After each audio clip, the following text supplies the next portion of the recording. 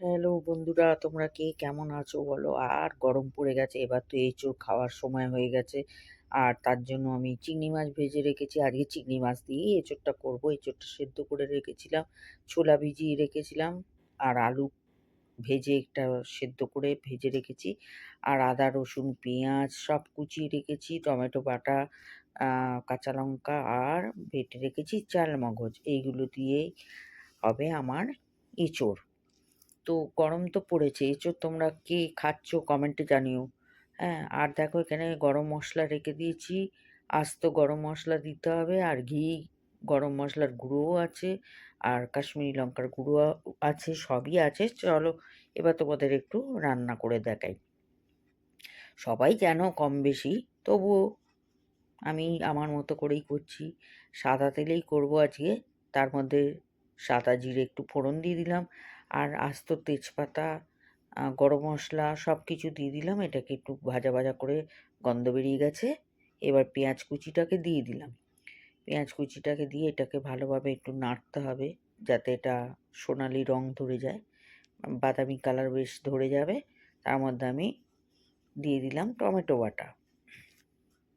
Tomato বাটা দিয়ে এবার এটাকে কষবো। টমেটোগুলো যতক্ষণ না গলে যাচ্ছে ততক্ষণ আমাকে নাড়তে হবে এটাকে দিয়ে। তোমরা যদিও জানো, অনেকেই জানো এঁচোড় বানাতে। তো এখন দিয়ে দিলাম আমি রসুন বাটা আর আদা বাটা। এইগুলো দিয়ে আবার কষছি। তোমরা তো দেখতেই পাচ্ছ, দারুণ একটা গন্ধ বেরিয়ে গেছে, সুগন্ধি যাকে বলে। এবারে এর মধ্যে আমি এক এক করে সব ঢেলে দেবো। ছোলা দিয়ে দিলাম, আলু দিয়ে দিলাম, এগুলো দিয়ে এবার কষে নেবো। নুন চিনি পরিমাণ মতো তোমরা দেবে, ঠিক আছে, যে যার মতো দেবে। আর দেখো গরম পড়ছে, সবই ভালো। আর এখানে ধনেপাতা দিয়ে দিলাম, যদিও ধনেপাতা বাড়ির লোক খেতে চায় না, তবুও দিয়ে দিলাম। আর এখানে হলুদ গুঁড়ো, লঙ্কার গুঁড়ো, জিরের গুঁড়ো, ধনের গুঁড়ো সবই দিতে হবে। আর এই ওপর থেকে চিংড়ি মাছ আর চারমগজটা দিয়ে দিলাম। এবার এটাকে নুন দিয়ে দিলাম, দিয়ে এবার এটাকে ভালোভাবে কষবো, যাতে তেল বেরিয়ে আসে। দেখতেই পাচ্ছ তেল বেরিয়ে এসছে।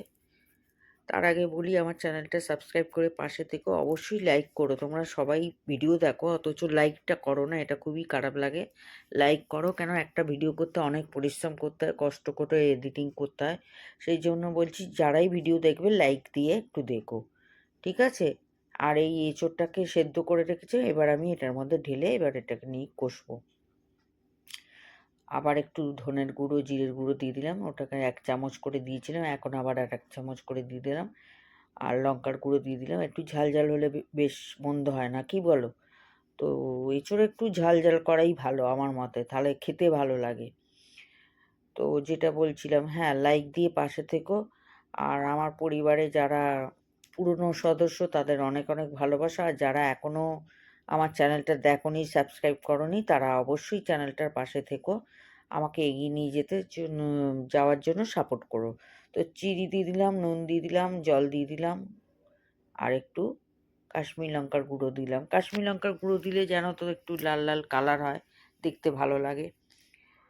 তো এর মধ্যে কাসুরি মেথি দিলেও ভালো হয়। আমার কাসুরি মেথি আমি খুঁজে পেলাম না, যদিও ছিল, মা বলল। তো আমি পেলাম না বলে দিলাম না। আর একটু ধনেপাতা দিলাম, জানি না ভাই খাবে কিনা, ভাই আবার ধনেপাতাটা পছন্দ করে না। ওপর থেকে একটু কাঁচা লঙ্কা দিয়ে দিলাম, আর হয়ে এসে প্রায়।